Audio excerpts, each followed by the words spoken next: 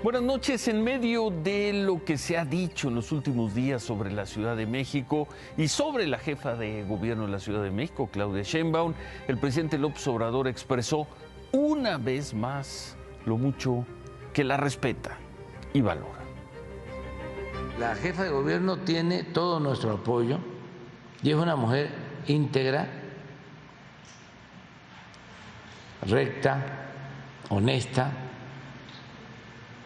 y que también pues está siendo sometida a fuertes presiones, pero es la temporada.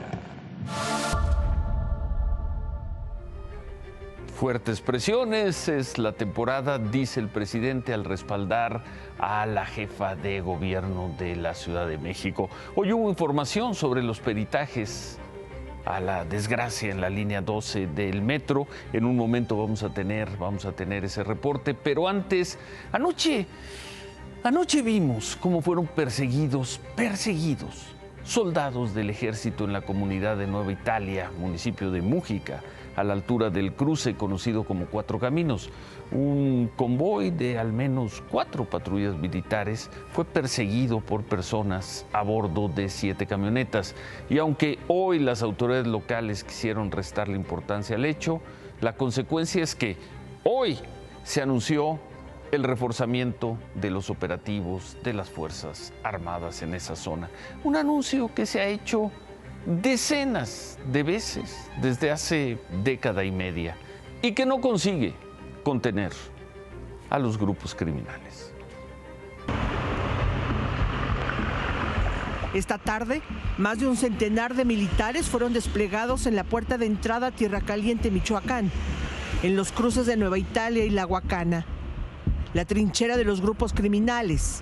La misma reacción que hubo hace 3 años en esta zona donde se le ha perdido el respeto al ejército. ¡Pura madre, las rompes son blindadas! ¡Que no nos agredan!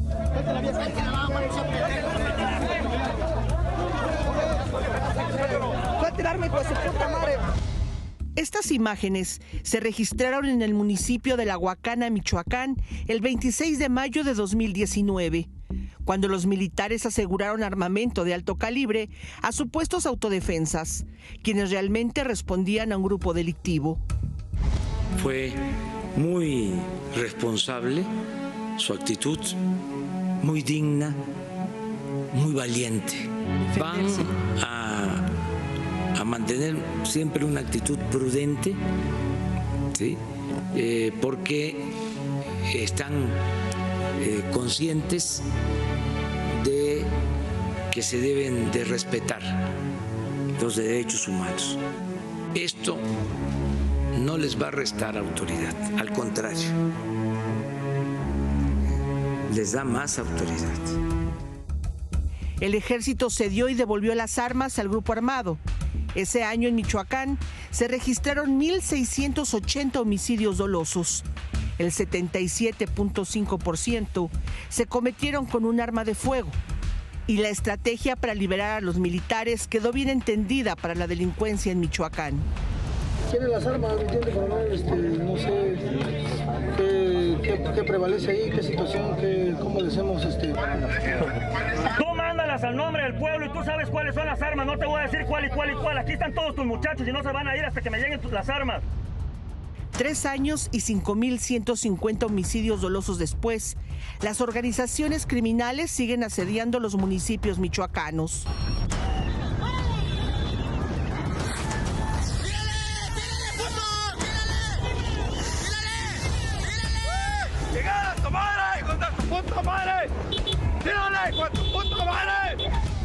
La historia se repite.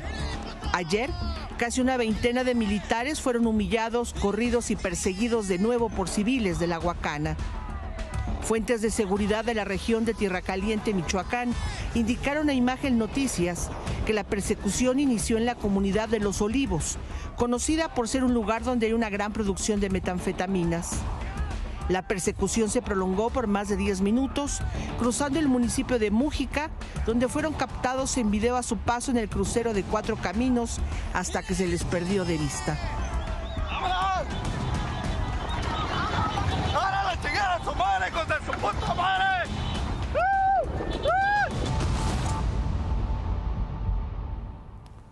La historia se repite y es obligado preguntar, ¿es correcta la estrategia? Y más allá de ver cómo se ha humillado al ejército mexicano, ¿ganan algo los ciudadanos, los habitantes de esas regiones? Luego de estas imágenes, luego de estos hechos, los vimos aquí en esta pantalla en mayo del 2019, los volvimos a ver anoche. El secretario de Gobierno de Michoacán, Carlos Torres, explicó, dio su versión de esto que acabamos de ver, lo ocurrido en Nueva Italia.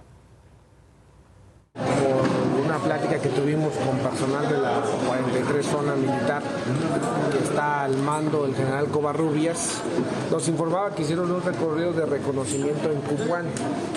Al venir ya de regreso a sus instalaciones en Apatzingán, les atravesaron un camión a la salida de Cupuán, el mismo que esquivaron, sin mayor altercados, y al ir arribando al municipio de Mújica, había como una manifestación, un retén, digámoslo así, de civiles sobre la carretera, lo cual hicieron lo mismo, esquivarlo, se tuvieron que bajar de la carretera para esquivarlo y no detenerse a dicho retén que estaba auspiciado por algunos civiles, y al ver que no se pararon, que siguieron ellos su ruta de regreso al cuartel de Apatzingán, hubo algunos gritos y ahí chiflidos por parte de quienes estaban en ese lugar. Se desconoce si eran manifestantes, se desconoce si era alguna situación en particular.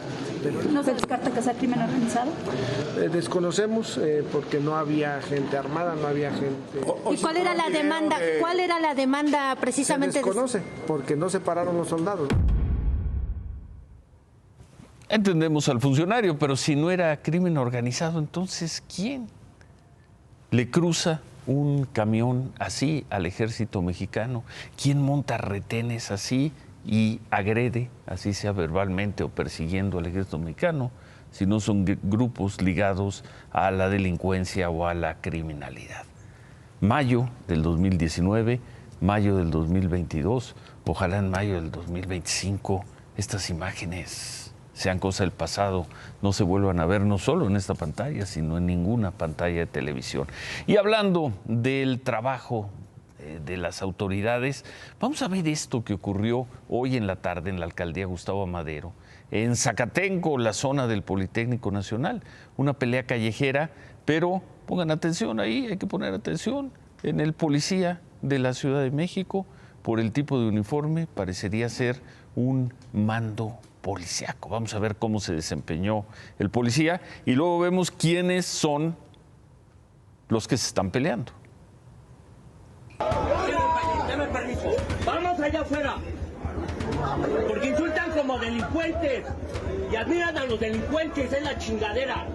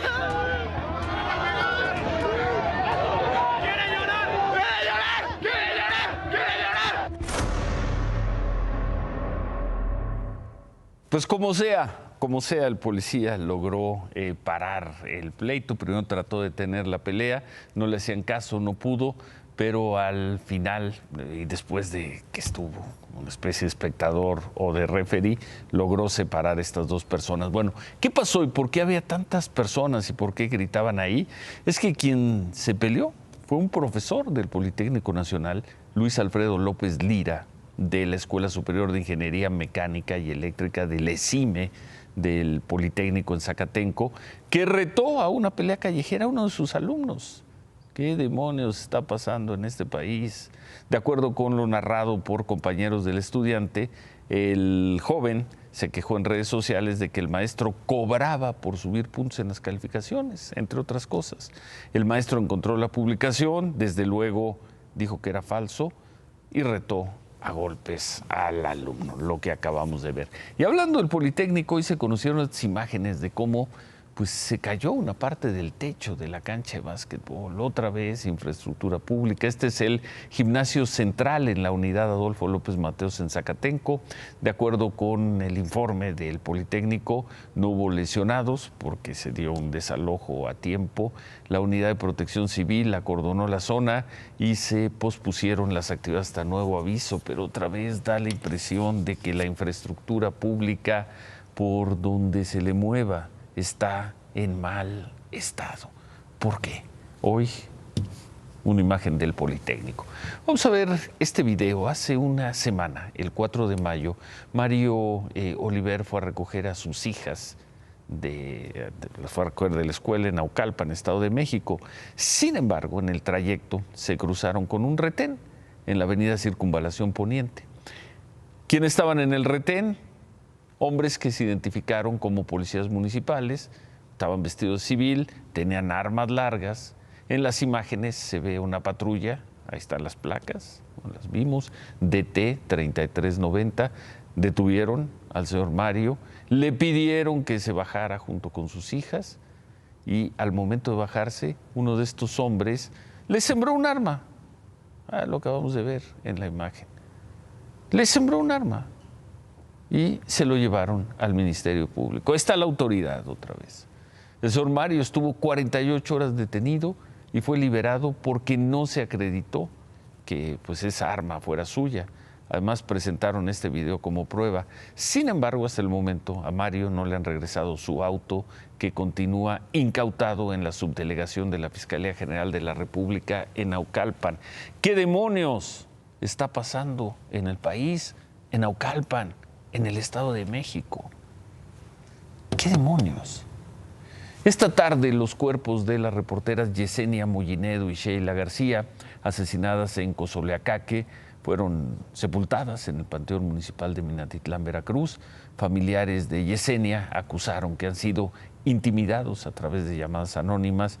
Dijeron que están siendo vigiladas por personas sospechosas. Otra vez, la misma historia. Después del asesinato siguen ahí los asesinos. En tanto, los familiares de Sheila acusaron que el gobierno no ha hecho nada para que haya justicia. ¿Y qué ha hecho el gobierno? Enojarse, ofenderse, hacerse el indignado, el agraviado, hacerse la víctima. Una vez más, una respuesta de este tipo del gobernador de Veracruz, Cuitláhuac García, a la pregunta de ¿por qué siguen matando periodistas en el territorio que él gobierna, en el territorio de Veracruz? Analicemos caso por caso y en cada caso no está la complicidad de este gobierno de la 4T, como sí está en otros. ¿Sí? Yo no comenté que hubiera complicidad, señor. No, pero lo que estoy diciendo es que, con todo lo que están haciendo, siguen asesinando periodistas. Con todo lo que están haciendo, se tiene que reglamentar, se tiene que hacer otra cosa. No es nuestra responsabilidad que suceda, porque nosotros estamos dejando en claro, sí, que vamos a ir tras los culpables, sea quien sea, caiga quien caiga, y estaremos contra de ellos. ¿Sí? Y vamos tras los responsables siempre. Eso es lo importante y estamos dando resultados en ese sentido. Garantizar la seguridad de los ciudadanos veracruzanos no es responsabilidad del gobierno. No, claro, y no estoy omitiendo. Acaba de decir que no usted. Y no estoy omitiendo esa responsabilidad. Acaba de decir usted hace rato que no. No, de que los homicidios de periodistas, sí, se equipare de inmediato o se ponga de inmediato que el Estado es el culpable. Es muy diferente. Responsables sí somos, claro que somos responsables de la seguridad y en eso estamos. No es nuestra responsabilidad que esto suceda, no es nuestra responsabilidad que maten a periodistas en Veracruz. 2 puntos, el gobernador de Veracruz, Cuitláhuac García.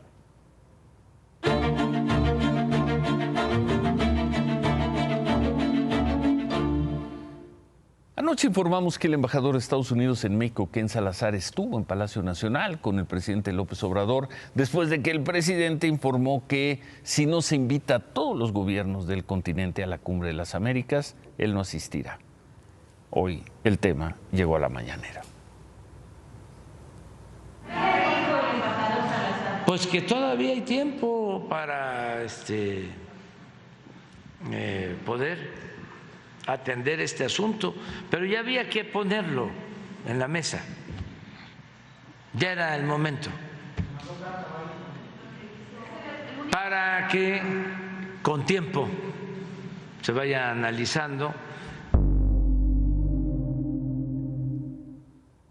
Lo cierto es que la petición del presidente López Obrador comienza a tener eco en el continente. El presidente de Bolivia, Luis Arce, tuiteó: consecuente con los principios y valores de Bolivia, reafirmo que una cumbre de las Américas que excluya países americanos no será una cumbre de las Américas plena, y de persistir la exclusión de pueblos hermanos, no participaré de la misma. Ese es uno. Dos, el presidente argentino, Alberto Fernández. Tengo pensado ir a la Cumbre de las Américas, pero yo le pido a los organizadores lo mismo que le pide López Obrador, que invite a todos los países de América Latina. Y tres, la presidenta de Honduras, Xiomara Castro, en un tuit escribió: si no estamos todas las naciones, no es Cumbre de las Américas. El presidente López Obrador pide que Estados Unidos invite a todos los países del continente a la Cumbre de las Américas, y por lo pronto ya tiene la simpatía de Bolivia, Argentina y Honduras. Esto significa que se debe invitar a ¿quién? A Cuba, a Venezuela y a Nicaragua. Por lo pronto, el subsecretario de Estado de Estados Unidos, Brian Nichols, habló sobre el tema. El subsecretario dijo que no les parece conveniente al gobierno de Estados Unidos incluir en la cumbre a países que falten al respeto a la democracia. Pero también agregó que las invitaciones las hace la Casa Blanca y que todavía no se han hecho, no han salido. La Cumbre de las Américas va a comenzar el 6 de junio, así es que las decisiones que se tomen de invitar o no a algunos países no deben tardar. Por lo pronto, la idea del presidente López Obrador ya es la de él y otros tres presidentes. Y sobre Cuba y Estados Unidos, por cierto, la patrulla fronteriza estadounidense informó que rescató en el desierto de Arizona a 68 migrantes cubanos indocumentados. El mundo diplomático y el mundo real. La temperatura en el desierto de Arizona, cuando fueron rescatados los cubanos, superaba los 40 grados.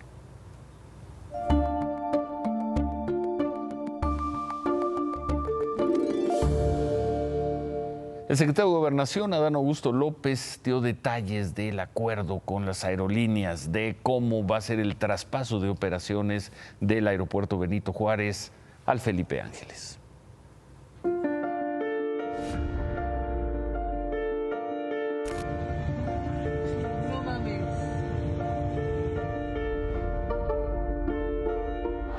Seis acuerdos alcanzó el gobierno federal con las principales líneas aéreas del país para poner orden en los cielos de México, principalmente en los del centro del país.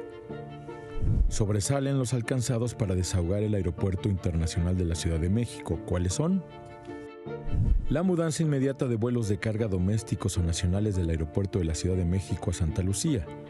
Según el último dato oficial disponible, el AICM registró en febrero 9 operaciones diarias de esta categoría, en promedio, 278 en el mes, y todas estas deberán migrar inmediatamente según lo acordado. En 90 días, la infraestructura fiscal y aduanera deberá quedar instalada en el Felipe Ángeles para que también muden las operaciones de carga internacional. ¿Cuántas son al día? 25. En todo febrero se registraron 701. Completada la mudanza, para agosto no habría operaciones de carga en el aeropuerto Benito Juárez. ¿Cuánto representa eso? 979 operaciones mensuales si se toman, como ejemplo, los últimos datos disponibles. Pero eso no es suficiente porque son aterrizajes y despegues que se registran en su mayoría fuera de horas pico. ¿Qué más se acordó para desahogar el principal aeropuerto del país? A partir de hoy no se autorizan nuevos vuelos entrantes a la ICM. Y las líneas aéreas con más de un año de adeudos aeroportuarios, de combustible, impuestos y derechos tendrán que irse. Aeromar, que adeuda más de 870 millones de pesos y tiene programadas en promedio 1,310 operaciones mensuales, y Magni Charters, que tiene pagos pendientes a aeropuertos y servicios auxiliares por más de 6 millones de pesos y tiene programadas, también en promedio, 242 operaciones mensuales. Otro de los acuerdos alcanzados fue el incrementar de manera significativa la oferta de vuelos desde y hacia el Felipe Ángeles. Hoy Viva Aerobús ya movió sus piezas. A partir del 15 de julio anunció que volará a Acapulco, Oaxaca, Puerto Escondido, Cancún y La Habana, Cuba desde Santa Lucía. A Acapulco y Oaxaca serán 2 vuelos semanales, a Puerto Escondido volarán 3 veces a la semana y a Cancún y La Habana volarán diario. Parece que ahora sí el Felipe Ángeles será aeropuerto internacional.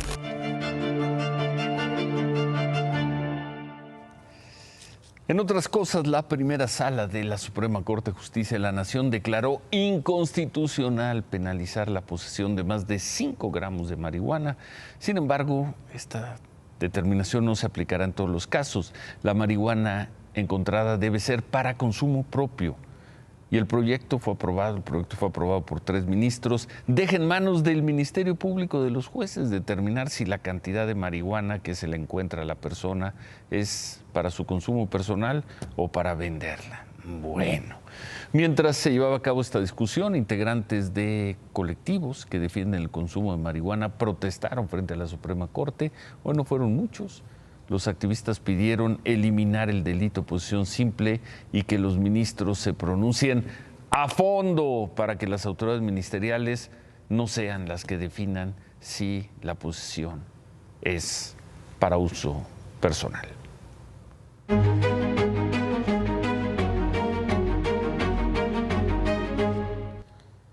Llegó la fecha y cumplió. El presidente de la Corte, Arturo Saldívar, fue a la cárcel de Santa Marta, Catitla, se reunió, se dice que con 220 mujeres. Luego de esta reunión, el ministro Saldívar reiteró que urge revisar la figura de la prisión preventiva oficiosa. Pues sí, ¿cuántas veces se ha dicho eso? Dijo que escuchó historias de varias mujeres que le contaron que están en prisión solo por estar en el lugar equivocado, con la persona equivocada. La visita se dio luego de una carta que le enviaron 663 mujeres para exponerle las condiciones legales en las que se encuentran. ¿Qué se logró con esta visita? El ministro Saldívar se comprometió a revisar los casos, varios de esos casos, tanto del fuero común como del fuero federal. Rosario Robles le entregó al ministro Saldívar un archivo con el resumen de más de 500 casos de mujeres presas. Arturo Saldívar dijo que leería los documentos y se comprometió también para que la próxima semana acuda personal de la Defensoría Pública Federal al penal para darle seguimiento a casos particulares. Sí, esta visita es histórica. Yo creo que lo importante es que ojalá se vaya generando un cambio para que todas las personas juzgadoras tratemos de estar más cercanos a la gente y seamos más sensibles al dolor humano y dejemos de ver los expedientes como si no hubiera seres humanos atrás, que no seamos impermeables al dolor y al sufrimiento de las mujeres, de las niñas, de los niños, pero también de los hombres, que seamos más sensibles a las injusticias. Rosario Robles escribió en Twitter: gracias, ministro Saldívar, por, como usted dijo, dejar la comodidad de su escritorio y venir a escuchar a las mujeres presas en Santa Marta, muchas de las cuales estamos privadas de nuestra libertad injustamente. Trabajemos para darle continuidad a esta visita histórica. Por cierto, sobre el caso Rosario Robles, el ministro Saldívar aseguró que en principio no es un caso que deba revisar la Suprema Corte. Dijo que ella está siendo juzgada por jueces y magistrados y él no tiene atribuciones para determinar si la prisión preventiva fue justificada o no. Dejó claro que es un caso en donde no se podrá hacer mucho.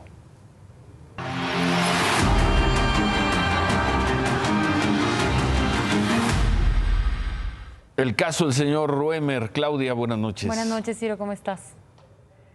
Pues mira, anoche presentamos justamente el video que publicó Andrés Roemer en YouTube, el señor Roemer, que está prófugo, que sabemos que sigue en Israel, caminando tranquilamente, con total impunidad. Y en este video expuso que para él son una serie de pruebas. Él se dice perseguido político, y hoy buscamos a las dos víctimas de las que Andrés hace mención, Montserrat Ortiz y Paola Guerrero. Montserrat nos dijo que lo que ella tenga que decir lo dirá ante un juez y en tribunales, no a medios. Sin embargo, hablamos con la abogada de ambas víctimas, con Jimena Ugarte. Ella fue tajante también al decir que no se van a prestar a un juicio mediático.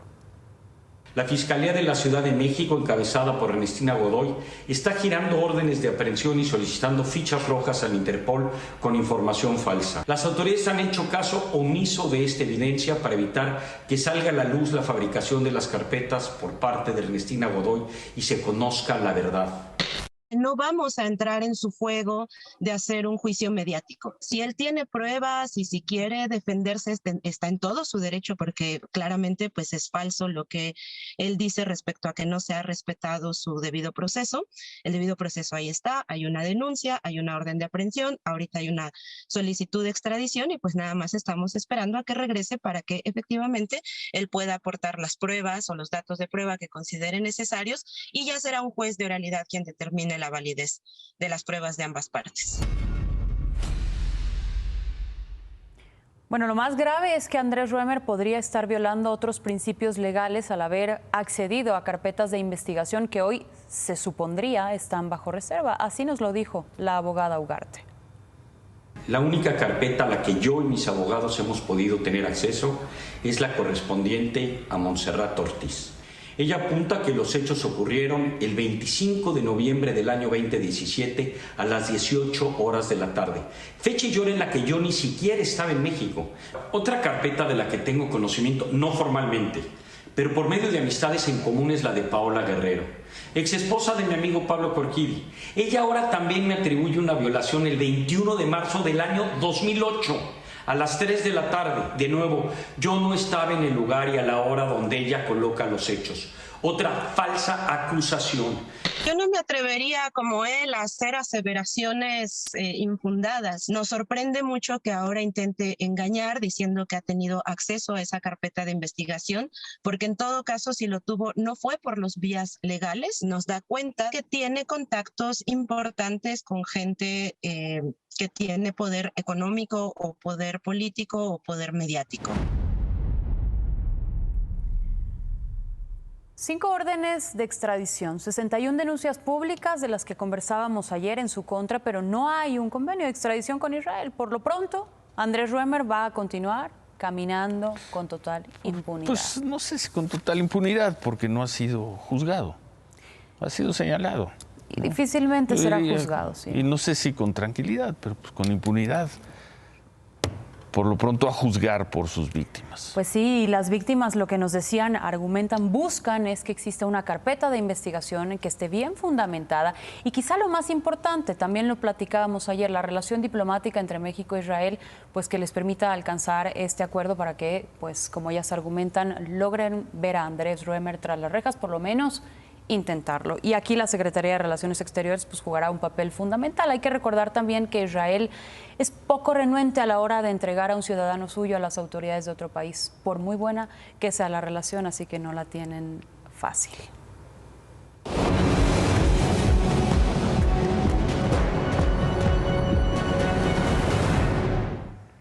El ejército ruso mantiene el control de Mariupol y hoy atacó nuevamente la planta de acero de la ciudad, razón por la que el presidente ucraniano Volodymyr Zelensky aseguró hoy que ante cada nueva ofensiva la posibilidad de negociar con Rusia desaparece. De hecho, hay que recordar que el fin de semana fueron evacuados todos los civiles ucranianos que se resguardaban ahí. Hoy no queda un solo civil, pero los militares que defendieron la planta siguen atrincherados, no piensan moverse y se calcula son más de 100. Ya hay, por supuesto, varios heridos, no cuentan con agua, no cuentan con comida, no cuentan con servicios médicos. Historias son muchas, particularmente esta. Las esposas de 2 militares que están en esta planta se reunieron hoy con el Papa Francisco. Esto al terminar la audiencia de hoy en el Vaticano, una reunión de alrededor de 5 minutos. Entregaron al Papa fotografías de los heridos durante la invasión a Ucrania. Le pidieron que por favor ayude a salvar la vida de sus esposos.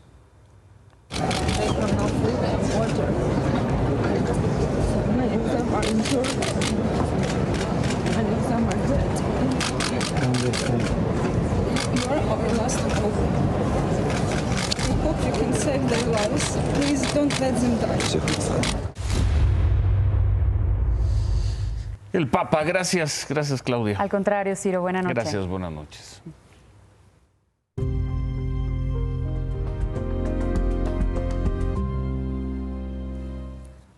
Autoridades del gobierno de la Ciudad de México hicieron público, por fin, el polémico tercer informe causa raíz del desplome de una trave en la línea 12 del metro, más allá de lo que ya se había dado a conocer con la difusión de una versión preliminar y un reportaje. Destacan las observaciones al informe que envió la Secretaría de Gestión de Riesgos a la empresa DNB y lo que respondió la empresa noruega. Observaciones que se hicieron entre febrero y marzo. 2 ejemplos. 1, al cuestionamiento del gobierno de por qué DNB no tomó en cuenta en su tercer informe los estudios de la Universidad Autónoma de Nuevo León, donde se detecta en varias traves grietas de fatiga por distorsión inducida. DNB respondió al gobierno que esa información se le entregó hasta el 14 de enero y ese reporte no aportaba nuevos elementos que cambiaran los resultados de DNB. Otro ejemplo, respecto a que DNB no realizó este tercer informe con la metodología de la fase 1 y 2, por lo cual resultaba deficiente, DNB respondió que cualquier experto en metodología causa-raíz puede confirmar que el informe no es deficiente y cumple con los criterios con los estándares internacionales. Todos estos elementos están anexados a lo que hoy hizo público el gobierno capitalino. Por la tarde, la empresa DNB subrayó en un comunicado que este último informe que entregó al gobierno de la Ciudad de México se hizo con estrictos procedimientos internos de calidad y revisión por parte de sus expertos. Dice también que respaldan la metodología y las conclusiones a las que llegaron y hacen hincapié en que el informe se hizo sin la participación de nadie que pudiera tener un conflicto de intereses. Aclararon que el abogado que fue señalado la semana pasada por el gobierno de la ciudad como posible causante de un conflicto de interés no tiene autoridad ni tuvo injerencia sobre los informes presentados.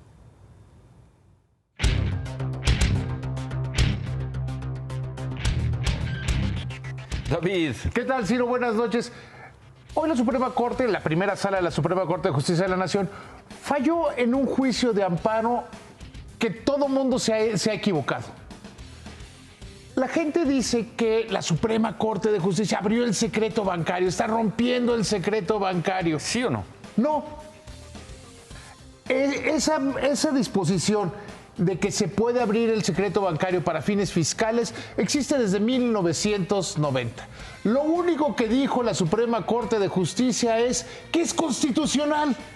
Se estaba cuestionando la constitucionalidad y hoy la primera sala dijo, sí es constitucional. No cambian las cosas. No cambian las cosas. ¿Qué significan los hechos? Que el Servicio de Administración Tributaria o las autoridades fiscales pueden acceder a la información confidencial de un cliente como lo hacen hecho desde 1990. ¿Y entonces por qué tanto ruido? Porque muchos inventaron que están violando el secreto bancario, que le está dando facultad al Estado mexicano para poder intervenir en las cuentas de las personas. No es nada nuevo. ¿Estás seguro? Totalmente seguro. Bueno. Entonces, remátala, David. Mañana, y también de eso estoy seguro, mañana el Banco de México anunciará un aumento de medio punto porcentual en la tasa de interés y espérese porque vendrán otros 3 en las siguientes 3 decisiones de política monetaria. ¿Tanto así? Bueno, Javier. Regresamos con los cuartos de final, Ciro. Buenos partidos, con polémica y 2 goles de mexicanos en Holanda. Regresamos con eso.